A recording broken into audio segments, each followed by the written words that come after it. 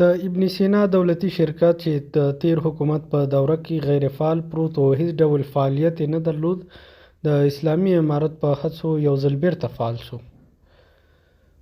د باختر خبري اژانس له مخې د یاد شوي شرکت د درملو د تولید فابریکه چې له څو کلونو راهیسې غیر فعاله وه او په عملي توګه یې فعالیت نه درلود، یو ځل بیا فعاله شوه. د ابن سینا دولتي فارمیسي شرکت د مسؤلینو د معلوماتو له مخې د دغه شرکت د درملو د تولید فابریکه د شربتونو، محلولونو او ټابلیټونو د تولید په برخه کې فعاله شوې ده. دغه شرکت د خپلو تولیدي فعالیتونو د پراخولو په موخه نوي ماشینونه هم پیرودلي دي او وارد کړي دي. دغه ماشینونه په یو کاري شفت کې د 80 ملي لیتر شربت چې 6600 بوتله کېږي تولیدولی شي. همدارنګه د ټابلیټونو د تولید په څانګه کې د عصري ماشینونو په کارولو سره دا شرکت ته توان ورکوي چې په یو بسته کې 50,000 ټابلیټونه تولید کړي.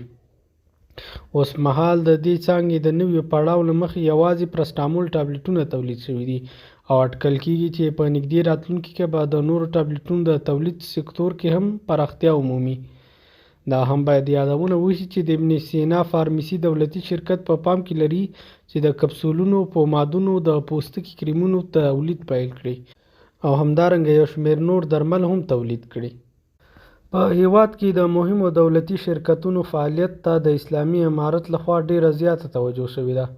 دغه شرکتونه چې د تیر جمهوري نظام په وخت کې غیر فعال پراته او له منځه تللي باندې حساب شوي وو، د اسلامي امارت په راتګ سره یو ځل بیا ورته توجه شوې ده او ډیر شرکتونه یې له مخې جوړ شوي دي چې له جملې څخه د برېښنا توربینونه، د سیمټو فابریکې، مختلفې سیلوګانې، مسلخونه او همدارنګه دا د اوس د ابن سینا د درمل جوړونو دولتي شرکت هم بیرته فعال شو. د دغو شرکتونو بیرته فعالول د افغانستان د اقتصاد لپاره ډیر مهم ګڼل کیږي.